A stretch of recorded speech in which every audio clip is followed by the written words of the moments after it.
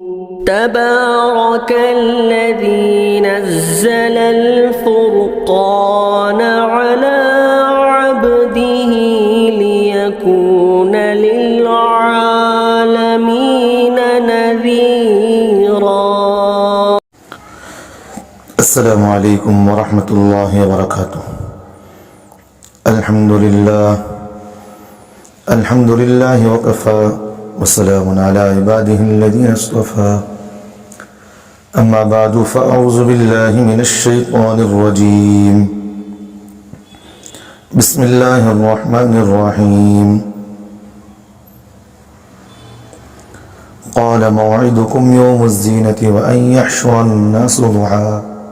عن جابر بن سمرة رضي الله تعالى عنه قال كان رسول الله صلى الله عليه وسلم يأمر بصيام يوم عاشوراء ويحثنا عليه ويتعاهدنا عنده، فلما فرض رمضان لم يأمرنا ولم ينهنا عنه ولم يتعاهدنا عنده.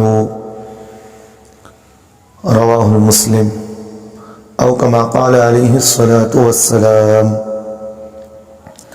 اللهم صل على محمد وعلى آل محمد وبارك وسلم. حضرات گرامی قدر، عزیز دوستوں، آج انشاءاللہ آپ حضرات کے سامنے یوم عاشوراء کی فضیلت کے سلسلے میں کچھ ضروری باتیں بتایا جائے گا. خالق کائنات کی بنائی ہوئی اس وسیع اور عریض کائنات کی مثال ایک چکر کی سی ہے جو بحکم الہی یہ جاری ہے. اس میں وقتوں کا گزرنا، دنوں اور راتوں کا آنا جانا، ہفتوں اور مہینوں اور سالوں کا تبدل اور تغیر بھی اس چکر کی گھومنے کا نتیجہ ہے. پھر ان حالات اور تغیرات اور واقعات میں اولو الالباب یعنی عقل مندوں کے لیے خصوصاً بہت سے عبرتناک پہلو موجود ہیں. ان میں سے بعض حالات اور واقعات تو ایسے عظیم الشان ہوتے ہیں کہ دنیا کی تاریخ نہ صرف انہیں محفوظ رکھتی ہے بلکہ عام دنیا والے بھی اس دن کو ایک یادگار بنا لیتے ہیں. اسی طرح عاشوراء محرم ان میں سے ایک عظیم الشان یادگار دن ہے. یہ اسلامی سال کے پہلے مہینے محرم الحرام کی 10ویں تاریخ ہے. عاشوراء کے لغوی معنی ہیں 10. اصطلاحی طور پر اس سے محرم الحرام کی 10ویں تاریخ مراد لی جاتی ہے. فقیہ ابواللیث سمرقندی رحمۃ اللہ علیہ اپنی کتاب کے اندر لکھے ہیں عاشوراء کی وجہ تسمیہ کیا ہے، کیوں اسے عاشوراء کہا جاتا ہے. تو حضرت نے اپنی کتاب کے اندر لکھے ہیں کہ اس دن 10 نبیوں کو اللہ تعالیٰ کی طرف سے خصوصی طور سے انعام سے نوازا گیا. پہلے حضرت ابراہیم علیہ السلام کی دعا، حضرت آدم علیہ السلام کی دعا قبول ہوئی. حضرت آدم علیہ السلام سے جو بھول سے غلطی ہو گئی تھی، اس غلطی کو انہوں نے اللہ کے سامنے توبہ استغفار کی. اللہ نے ان کی دعا کو قبول فرمایا. اب یہ یہاں ایک ذہن میں بات رکھے، حضرت انبیاء علیہ السلام کی اجتہادی خطا بھی اللہ تعالیٰ کی حکمت سے ہوا کرتی ہے. اب آپ کچھ غلط فہمیاں لے سکتے ہیں.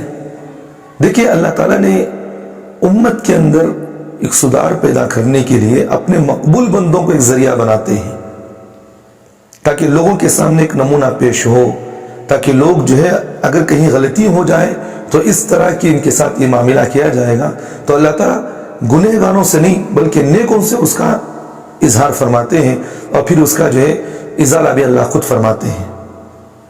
جیسا کہ حضرات صحابہ رضی اللہ عنہ سے کچھ ایسے غلطیاں ہوئی ہیں جو امت کے لیے ایک سبب بنی ہے، وہ ایک سبق تھا اس میں، تاکہ امت کے اندر اگر کبھی غلطی اس طرح ہو جائے تو اس طرح ان کے لیے سزا مقرر کی جائے گی۔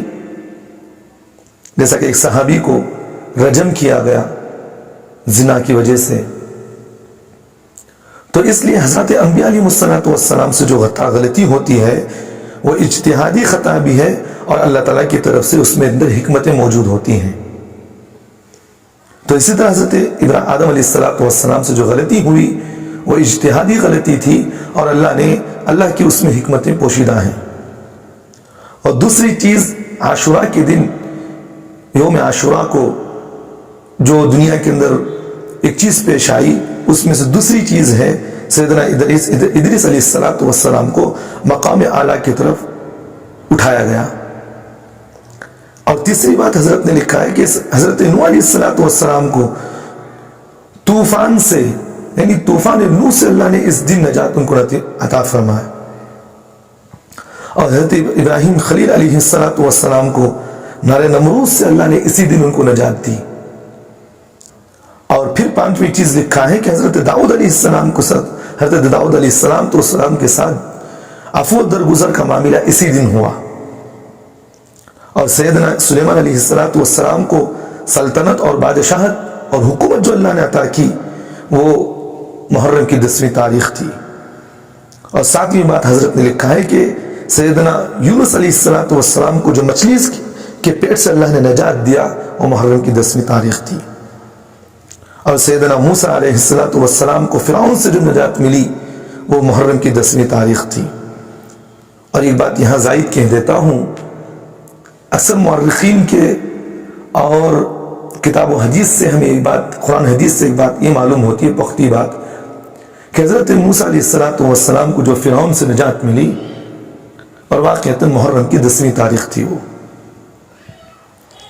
اور سیدنا عیسیٰ علیہ السلام کو آسمانوں پر جو اللہ نے اٹھایا وہ محرم کی 10ویں تاریخ تھی۔ اور 10ویں بات حضرت نے یہ لکھا ہے، نبی علیہ السلام کو ایک روایت میں یہ بات لکھی ہے کہ اللہ کے رسول صلی اللہ علیہ وسلم کی ولادت جو ہے وہ 10 محرم کو ہوئی ہے۔ یہ 10 باتیں ہیں، اور ایک کتاب کے اندر یہ بات لکھی ہوئی ہے کہ اللہ کے رسول صلی اللہ علیہ وسلم کو لیغفر لک اللہ ما تقدم من ذنبک وما تأخر کا جو فرمان اللہ کے رسول صلی اللہ علیہ وسلم کو ملا، یعنی کہ اللہ اے نبی جی اگر آپ سے کوئی غلطی بھی ہو جائے، چاہے وہ آگے ہو یا پیچھے ہو، کوئی بھی غلطی بھول سے بھی ہو جائے، اللہ آپ کے سارے غلطیوں کو معاف کر دیے ہیں۔ تو یہ فرمان اللہ کے رسول صلی اللہ علیہ وسلم کو بھی محرم کی 10ویں تاریخ کو ملی ہے۔ لیکن جو باتیں میں نے آپ کے سامنے کہیں یہ تنبیہ الغافلین کے اندر یہ بات لکھی ہوئی ہے، آپ وہاں کے اندر وہاں بھی دے سکتے ہیں، جو حضرت فقیہ الامت سمرقندی رحمۃ اللہ علیہ نے یہ باتیں لکھی ہیں۔ لیکن یہ بات یہاں یاد رکھنا، ان باتوں کا ثبوت عموماً تاریخی اور روایت سے ہوتا ہے، اور تاریخی مستند روایت بھی تاریخی کی حیثیت رکھتے ہیں، ان کا وہ درجہ نہیں ہوتا جو مستند اور معتبر احادیث کا ہے۔ ان پر تو احکام، عقائد اور حلال و حرام کی بنیاد ہوتی ہے، نہ کہ ان تاریخی روایت پر۔ اس لیے اتنی بات ضروری ہے کہ عاشورے کی حرمت و فضیلت پہلے ہی سے مسلم ہے، حتیٰ کہ بعض علماء نے فرمایا محرم الحرام کی فضیلت کی ایک وجہ یہ بھی ہے کہ اس مہینے میں یوم عاشوراء ہے۔ مزار حق کے اندر یہ بات لکھی ہوئی ہے، اور احادیث صحیحہ سے یہ بات ثابت ہے۔ زمان جاہلیت میں قریش مکہ بھی عاشورے کا بہت ہی اہتمام کیا کرتے تھے، اس دن روزہ رکھتے تھے، اس دن خانہ کعبہ پر نیا غلاف چڑھایا کرتے رہے۔ پھر زمان اسلام میں خود رسول اکرم صلی اللہ علیہ وسلم بھی اس دن کے روزے کا اہتمام فرماتے، اور دوسروں کو بھی اس دن روزہ رکھنے کی ترغیب دیا کرتے تھے۔ جیسا کہ حدیث کے اندر اللہ کے رسول صلی اللہ علیہ وسلم کے بارے میں لکھی ہوئی بات ہے، مسلم شریف کی روایت ہے، اور میں نے خطبے کے اندر بھی یہ روایت پڑھی ہے، کان رسول اللہ صلی اللہ علیہ وسلم، حضرت جابر رضی اللہ عنہ فرماتے ہیں کان رسول اللہ صلی اللہ علیہ وسلم یأمر بصیام یوم عاشوراء ویحثنا علیہ ویتعاہدنا عنده فلما فرض رمضان لم یأمرنا ولم ینہنا عنہ ولم یتعاہدنا عنده۔ حضرت جابر بن سمرہ رضی اللہ عنہ فرماتے ہیں رحمت دو عالم صلی اللہ علیہ وسلم یوم عاشوراء میں ہم کو روزے کا حکم فرمایا کرتے تھے اور ہمیں اس کی ترغیب دیا کرتے تھے اور اس طرف متوجہ کرتے تھے، لیکن جب رمضان کے روزے فرض کیے گئے تو رحمت دو عالم صلی اللہ علیہ وسلم ہم کو نہ صوم عاشورے کا روزے کا حکم فرماتے اور نہ اس سے منع فرماتے اور نہ ہی اس دن کے لیے ہماری خبرگیری کرتے تھے۔ تو اس حدیث پاک کے اندر اللہ کے رسول صلی اللہ علیہ وسلم سے اس طرح روزہ رکھنا ثابت ہے، لیکن محقق الاثر محقق اسلام حضرت مولانا منظور نعمانی رحمۃ اللہ علیہ فرمایا کرتے تھے قیاس یہ ہے کہ حضرت ابراہیم علیہ السلام اور حضرت اسماعیل علیہ السلام کی کچھ روایت اس دنیا کے اس دن کے بارے میں ان تک پہنچی ہوگی، اور رحمت عالم صلی اللہ علیہ وسلم کا دستور تھا قریش ملت ابراہیم علیہ السلام، قریش ملت ابراہیمی کی نسبت سے جو اچھے کام کرتے تھے ان میں آپ صلی اللہ علیہ وسلم ان سے اتفاق و اشتراک کرتے تھے۔ اسی بنا پر حج میں بھی شرکت فرماتے، بس اپنے اس اصول کی بنا پر آپ علیہ السلام قریش کے ساتھ عاشورے کا روزہ رکھا کرتے تھے۔ تو اس لیے ہمارے لیے بھی ضروری ہے کہ یوم عاشورہ پہلے ہی سے محترم ہے، من جانب اللہ اہم ترین اور نہایت عظیم الشان واقعات اس دن رونما ہوئے ہیں۔ اللہ تعالیٰ کے حبیب صلی اللہ علیہ وسلم کے محبوب نواسے سیدنا حضرت حسین رضی اللہ عنہ کے لیے بھی یہ بات باعث سعادت ہے کہ ان کی شہادت بھی اس عظیم الشان یادگار دن میں ہوئی ہے، حالانکہ اسلام میں اور بھی اس سے بدر جہاں زیادہ مظلومیت کے بے شمار واقعات ہیں، جیسا کہ اسلام کی سب سے پہلی شہید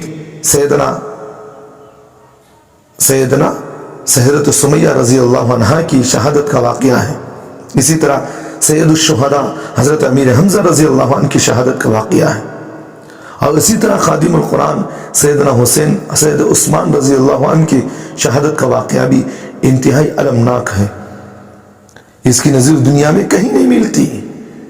لیکن حضرت حسین رضی اللہ عنہ کی شہادت کو عام لوگوں میں زیادہ اہمیت اس لیے ہو گئی ہے کہ وہ اس فضیلت والے دن میں واقع ہوئی ہے،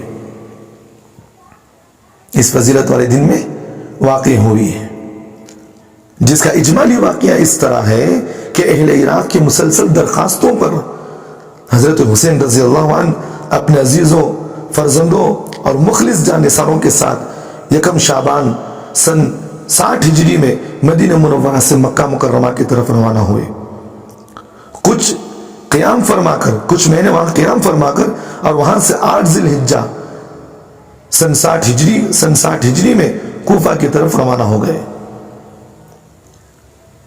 افراد قافلہ اس قافلے کے اندر تھے، مرد اور مستورات اور چھوٹے بڑے سب ملا کر کل 70 افراد اس کے اندر تھے۔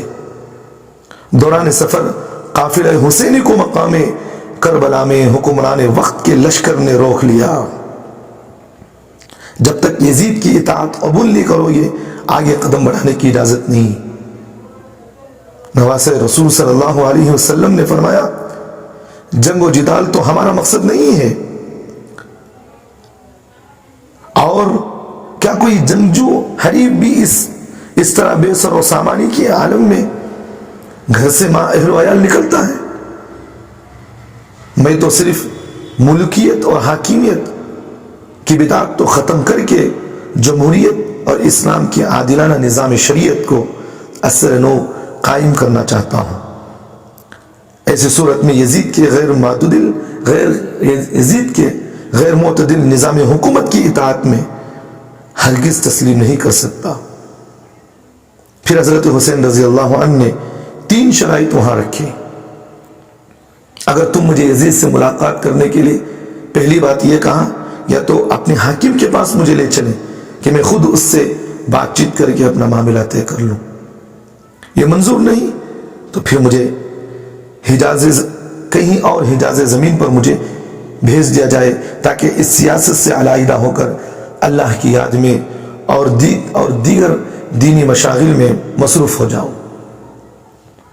اور تیسری بات انہوں نے یہ کہا اگر یہ بھی گوارا نہیں تو پھر مجھے مملکت اسلامیہ کی کسی سرحد پر جانے دیا جائے تاکہ منکروں سے مقابلہ اور جہاد فی سبیل اللہ کرتا رہوں۔ یہ حضرت حسین رضی اللہ عنہ کی کچھ شرائط تھی، یا تو مجھے یزید سے ملاقات کروا دیا جائے یا تو مجھے یہ 3 شرائط آپ منظور کر لیں۔ وہاں سے جواب یہ آیا، ابن زیاد نے اپنے مشورے سے، اپنے ساتھیوں کے مشورے سے عمل کرتے ہوئے انہوں نے عمر بن سعد کے ساتھ یہ پیغام بھیجا،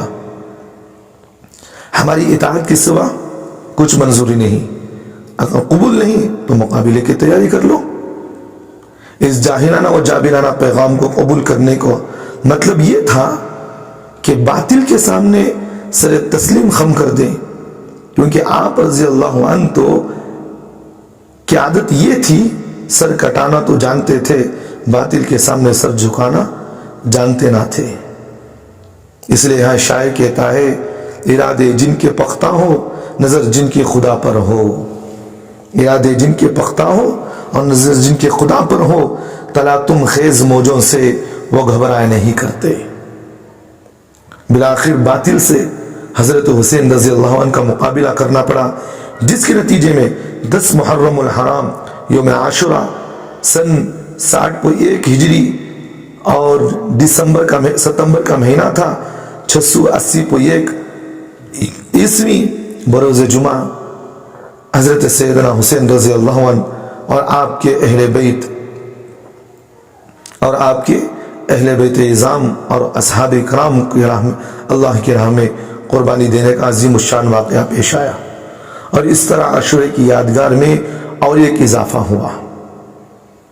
کٹا کر گردنیں دکھلا گئے ہیں کربلا والے، کٹا کر گردنیں دکھلا گئے ہیں کربلا والے، کبھی بندے کے سامنے کبھی بندے کے سامنے جھک نہیں سکتے اللہ والے۔ حضرات سامعین اکرام، ظاہر کی آنکھوں نے تو یہی دیکھا ہے کہ میدان کربلا میں قافلے حسینی شہید ہو گئے، لیکن صف ہستی سے کون مٹا؟ نام و نشان کس کا فنا ہوا؟ اس کو سر کی آنکھوں سے نہیں، عقل و فہم کی آنکھوں سے دیکھا جائے۔ اس لیے قرآن کریم کے اندر اللہ تبارک و تعالیٰ نے فرمایا، وَلَا تَقُولُوا لِمَنْ يُقْتَلُ فِي سَبِيلِ اللَّهِ أَمْوَاتٌ، مت کہو ان لوگوں کو جو قتل کیے گئے اللہ کے راستے میں مردہ۔ اللہ تعالیٰ فرماتے ہیں قرآن مجید میں، اللہ کے راستے میں شہید ہونے والوں کو مردہ نہ کہو۔ شہید کربلا حسین ابن علی رضی اللہ عنہما زندہ ہیں، ماتم تو مردوں کا جب روا نہیں ہے، ماتم تو مردوں کا جب جائز نہیں ہے تو زندوں کا ماتم کیا معنی رکھتا ہے؟ نہ عشق حسین نہ ذوق شہادت، نہ عشق حسین نہ ذوق شہادت، غافل سمجھ بیٹھا ہے ماتم کو عبادت۔ حضرات، ان کی صدائے حق آج بھی بدستور گونج رہی ہے، اور آج کی طاغوتی حکومتوں کے مقابلے میں اعلان حق کے لیے ہم کو طلب کرتی ہے۔ لہذا اے حب حسینی کے دعوے داروں، حسین رضی اللہ عنہ کو حلوے کھچڑے، ملیدے، ڈھول تاشے، تماشے، ناچنے گانے اور تعزیے کی ہرگز ضرورت نہیں ہے۔ ضرورت ہے تو جذبہ ایمانی، حق پرستی، ثابت قدمی اور بلند ہمتی کی ضرورت ہے۔ آؤ صدائے حسینی کو گوشے ہوش سے سنو، پرچم حسینی کو اٹھاؤ اور ظلم اور جبر اور جہالت و بدعت کے خلاف جد و جہد کے لیے تیار ہو جاؤ۔ یہی پیغام حسینی اور خاک کربلا کا اصل درس ہے کہ جذبہ حق پرستی اور قربانی احیاء اسلام کا ذریعہ ہے۔ حضرات، عاشورہ عبرت اور عبادت کا دن ہے۔ اس دن میں جتنے عظیم الشان اہم ترین واقعات پیش آئے ان میں سے ہر ایک میں عبرت اور معزت کی بے شمار پہلو موجود ہیں۔ خصوصاً واقعہ کربلا میں پھر آج کی دنیا عاشورہ کو واقعہ کربلا کے حوالے سے ہی اکثر یاد کرتی ہے۔ حالانکہ شہداء کربلا کا سانحہ یوم عاشورہ کو پیش آنا ایک اتفاقی واقعہ ہے، لیکن چونکہ عبرت کا دن میں یہ عبرتناک واقعہ پیش آیا، اس لیے بھی اس سے درس عبرت لینے کی ضرورت ہے اور خرافات و بدعات سے اجتناب کرتے ہوئے عبادات بالخصوص روزے کا اہتمام کرنے کی ضرورت ہے۔ پھر جب یہ ثابت ہو گیا کہ یہ مہینہ اور دن نہایت محترم ہے، عبادت کا مہینہ ہے، تو اس میں زیادہ سے زیادہ نیک کام کرنے چاہیے۔ اس میں نکاح بھی نیک کام میں ہے، صرف سماجی ضرورت ہی نہیں بلکہ ایک اعتبار سے عبادت ہے۔ لہٰذا اس مہینے میں اور اس دن میں موقع آ جائے تو اسے بھی ضرور کرنا چاہیے۔ البتہ اس دن کے خاص عبادات اور روزہ ہے، جیسا کہ حدیث سے مذکورہ سے جیسا کہ میں نے حدیث میں آپ کے سامنے بیان کر دیا، تو اس لیے اس دن روزہ رکھا کریں۔ حضور اکرم صلی اللہ علیہ وسلم اور حضرات صحابہ رضی اللہ عنہ رمضان کی فرضیت سے پہلے بھی یوم عاشورہ کا روزہ رکھا کرتے تھے، اور احناف کے نزدیک رمضان کے روزوں سے قبل یوم عاشورہ کا روزہ فرض تھا۔ احناف کے نزدیک یہ بات لکھی ہوئی ہے، اور ائمہ اربعہ کے اندر بھی اکثر یہی بات ہے کہ یوم عاشورہ اللہ کے رسول صلی اللہ علیہ وسلم کو رمضان کے روزوں سے پہلے یہ فرض تھے، اور رمضان کے روزوں کی جب فرض کی بات آئی، یعنی جب اسے فرض کیا گیا، تو عاشورہ کے روزے کی فرضیت منسوخ ہو گئی اور اس کا استحباب باقی رہا۔ اور پھر اس استحباب کی بھی 3 درجے ہیں، 3 درجے ہیں اس روزے کے رکھنے کے 3 درجے ہیں۔ پہلی بات تو یہ کہ یوم عاشورہ کے ساتھ 1 دن قبل اور 1 دن بعد بھی روزہ رکھیں، یعنی محرم کی 9، 10 اور 11 تاریخ کو روزہ رکھا جائے۔ دوسری بات یعنی تو دوسرا درجہ یہ ہے کہ عاشورہ کے ساتھ یا تو 9 کو یا 11 کو روزہ رکھا جائے، اور تیسری بات یہ ہے کہ فقط عاشورہ ہی کو روزہ رکھا جائے۔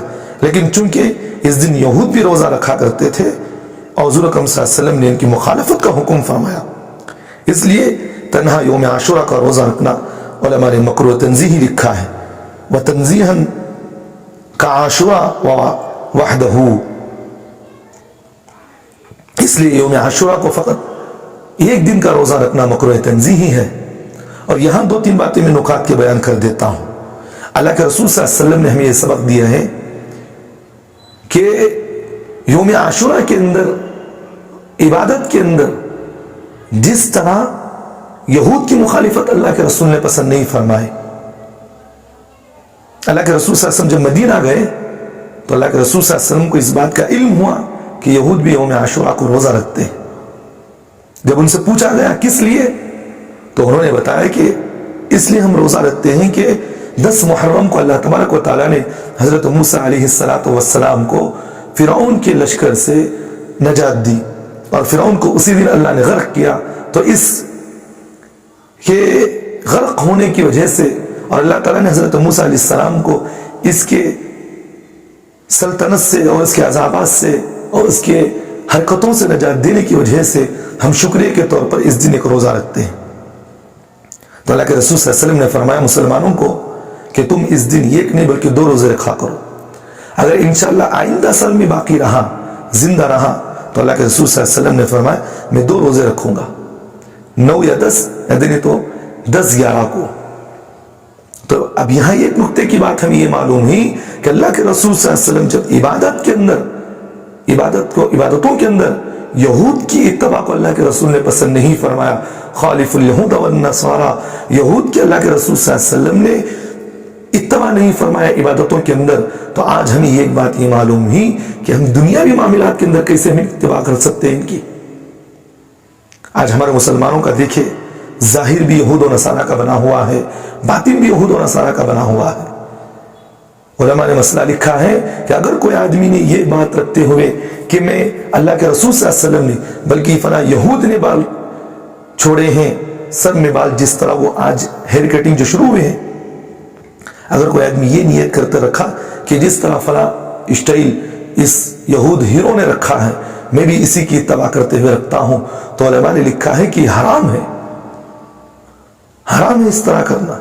اگر اللہ کے رسول صلی اللہ علیہ وسلم کے بات کو اس نے حقیر جانتے ہوئے اگر اس کی اتباع کیا تو علماء نے مسئلہ لکھا ہے کہ وہ آدمی ایمان سے نکل جائے گا۔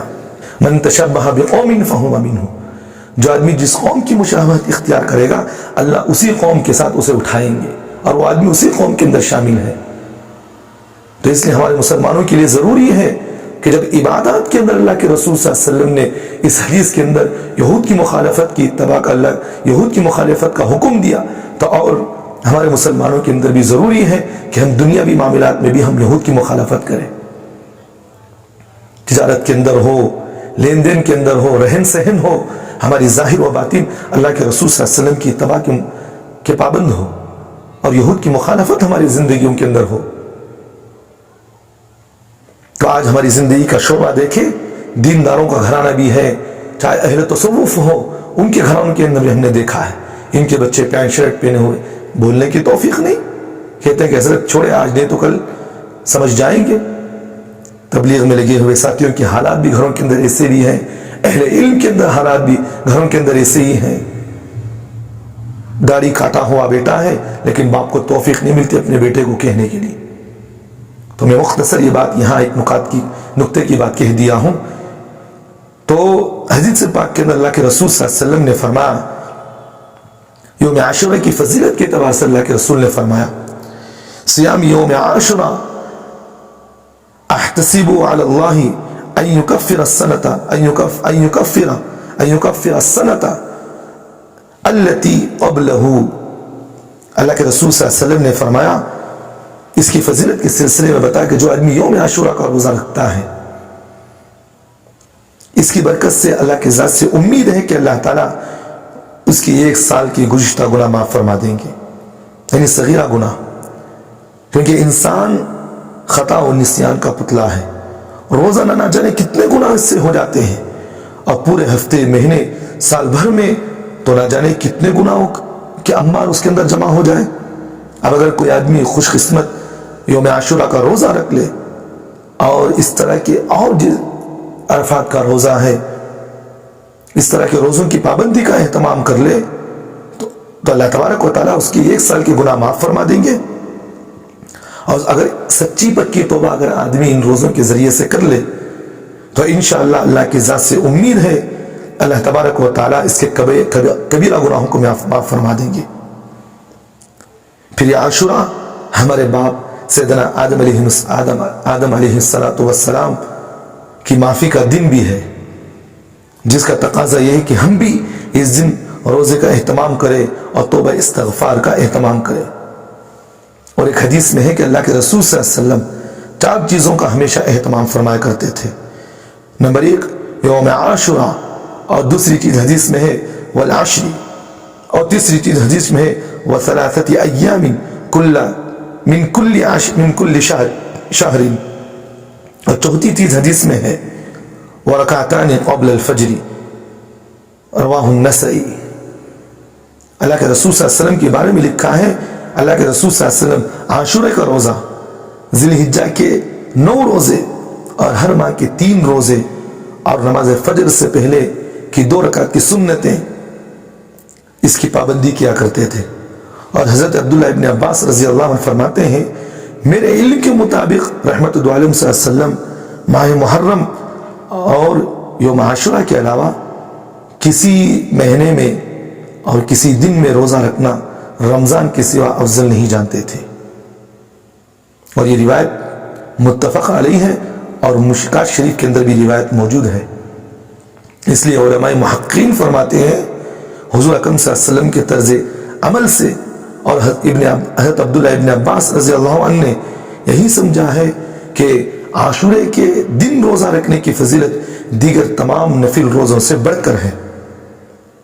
تو اس لیے اس دن ہمیں روزہ رکھنا چاہیے اور اللہ تعالیٰ سے توبہ استغفار کرنا چاہیے.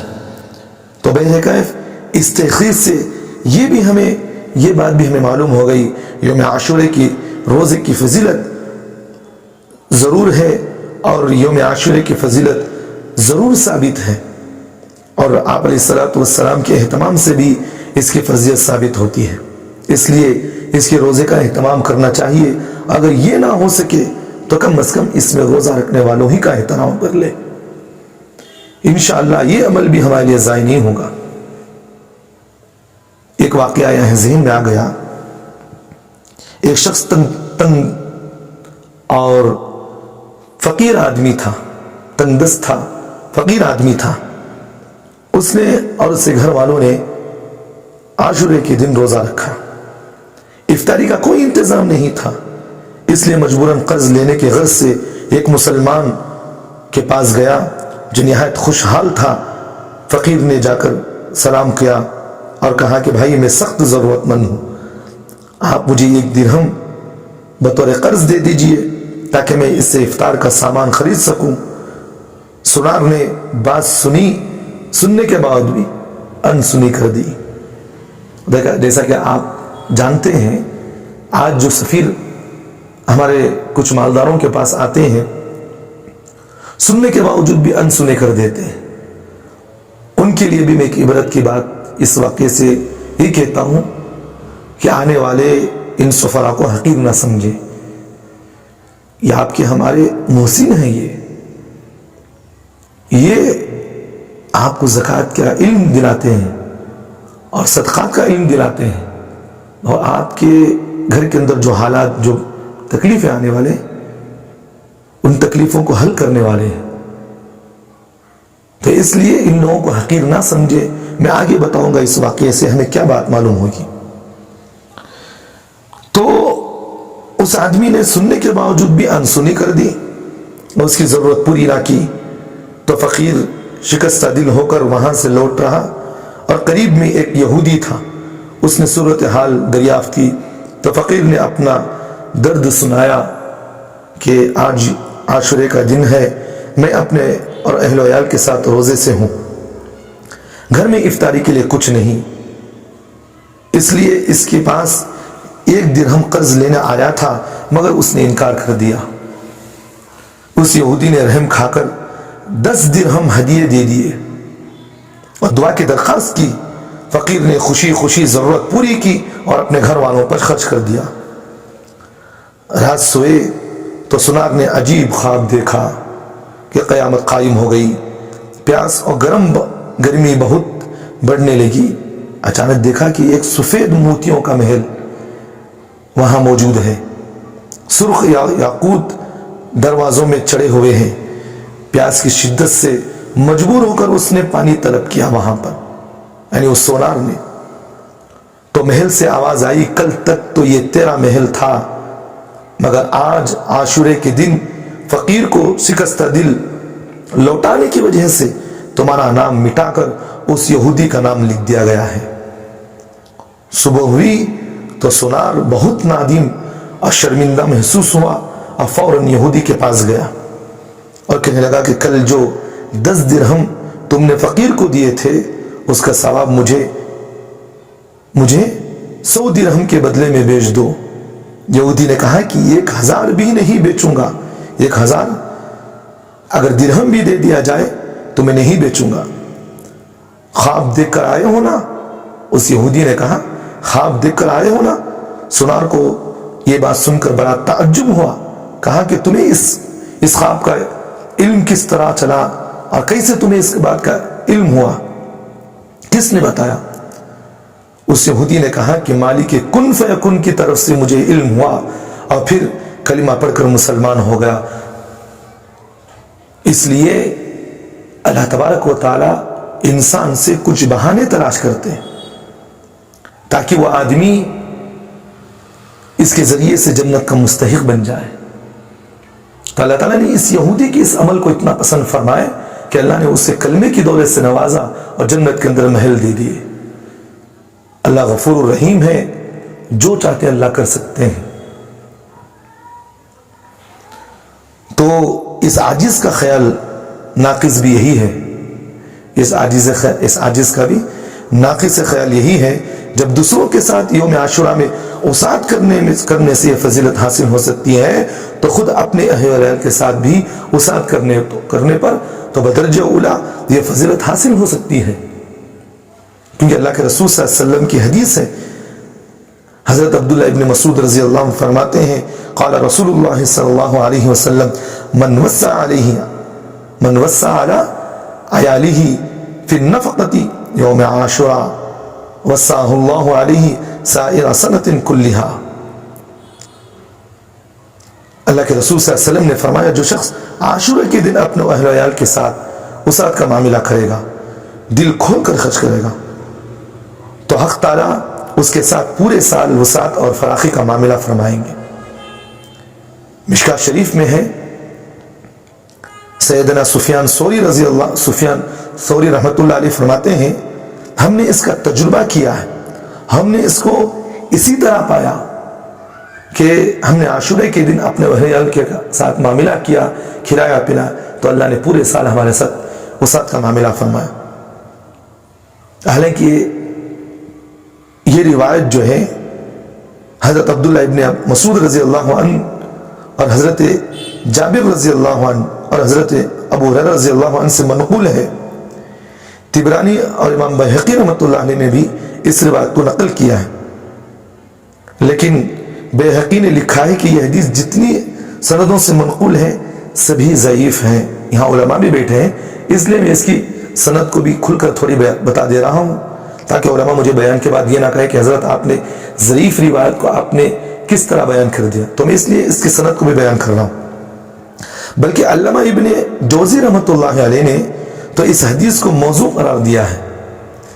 البتہ حافظ ابن عبد البر رحمۃ اللہ علیہ اور محدث دار قطنی رحمۃ اللہ علیہ نے حضرت عمر رضی اللہ عنہ سے اس طرح کا خود ان کا قول نقل کیا ہے، اور اس کی سند بھی قابل قبول ہے. اور بعض علماء نے اس کی سند اکثر ہونے کی وجہ سے احسن تک در مختار کے اندر یہ بات لکھی ہوئی ہے. تو اس لیے یہ بات ہمیں ذہن میں رکھنا چاہیے، اپنے اہل و عیال کو اس دن کھلانا چاہیے، اور اپنے اہل و عیال کو جتنا ہو سکے روزانہ ہم جو ہے کچھ کھا لیتے ہیں تو کچھ اس دن زیادہ کر لیں. اس لیے ثواب کی نیت سے تو نہیں، لیکن حصول وسعت اور رزق کی نیت سے اس پر عمل کر لیا جا سکتا ہے.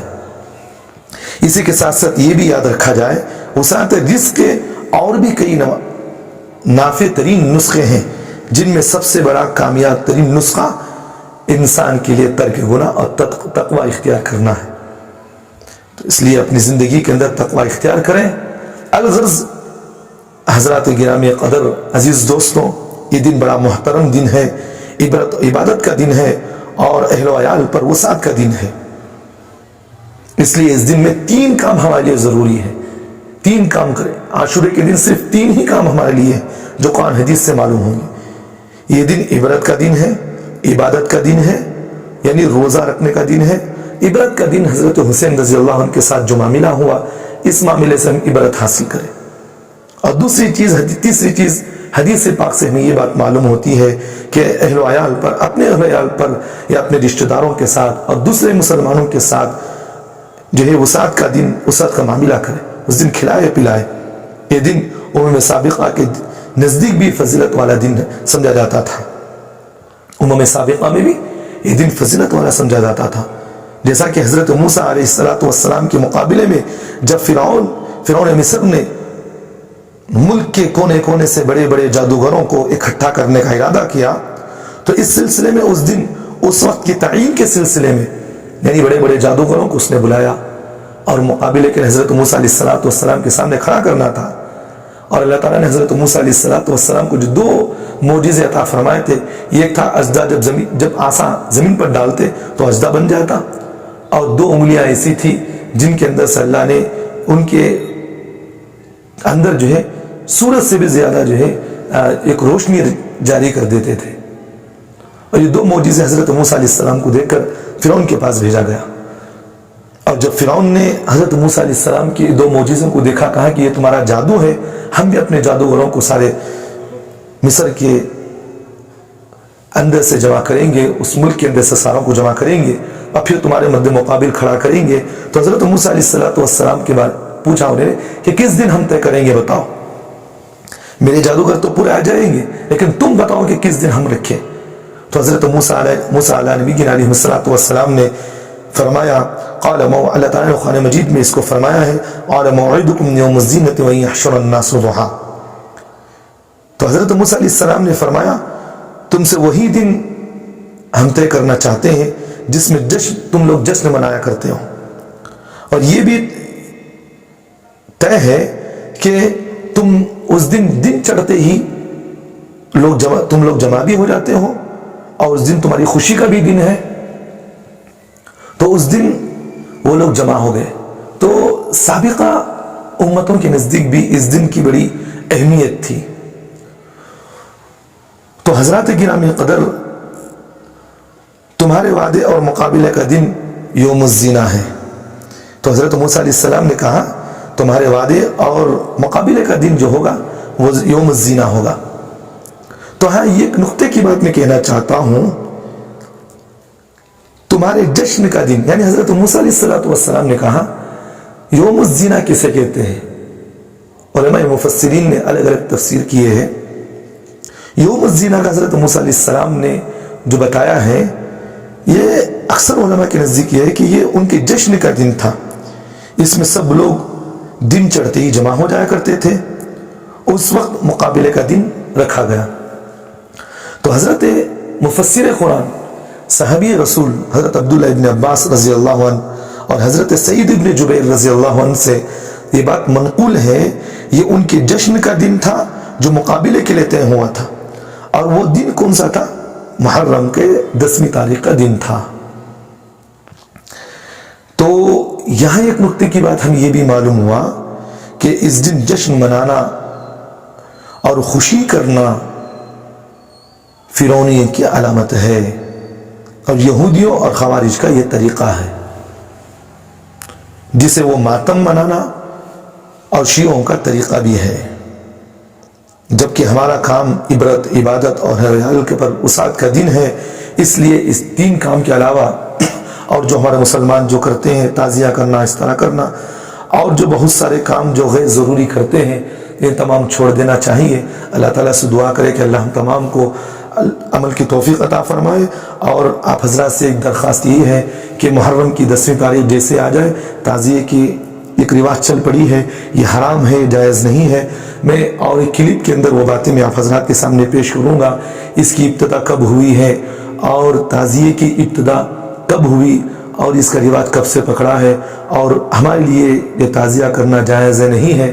اور اسی طرح محرم کے دن میں جو کھچڑا پکایا جاتا ہے یہ بھی حرام ہے. اس کی ابتدا کب ہوئی ہے اور یہ کہاں سے شروع ہوئی, اور ہمیں اس کا کھچڑا بنانا چاہیے, نہیں بنانا چاہیے, اور یہ کھانا چاہیے, یہ نہیں چاہیے, اس طرح کی ضروری باتیں. اور محرم کی 10ویں تاریخ کو جو جلسے جلوس کیا کرتے ہیں, اس میں شرکت کرنا کیسا ہے اور یہ کرنا چاہیے, نہیں کرنا چاہیے. جیسا کہ میں نے آپ حضرات کے سامنے آخری میں ایک آیت بھی پڑھ دی, اس کی تشریح بھی میں نے بیان کر دیا. قال موعدکم یوم الزینۃ وان یحشر الناس ضحیٰ. یہ فرعونیوں کے سامنے ایک مقرر دن تھا, اور اس دن وہ جو ہے اس طرح کیا کرتے تھے, خوشی منایا کرتے تھے. تو آج ہمارے امت مسلمہ کے اندر بھی یہ خوشی کا دن منایا جاتا ہے. تو اس لیے مسلمانوں کے لیے ضروری ہے, یہ حرام ہے, نہیں کرنا چاہیے. اللہ سے توبہ استغفار کرے. اللہ ہم تمام کو عمل کی توفیق عطا فرمائے. وَقُولُوا قَوْلِي هَذَا أَسْتَغْفِرُ اللَّهَ لِي وَلَكُمْ وَآخِرُ دَعْوَانَا الْحَمْدُ لِلَّهِ رَبِّ الْعَالَمِينَ. جانم فدائے نبی نبی نبی نبی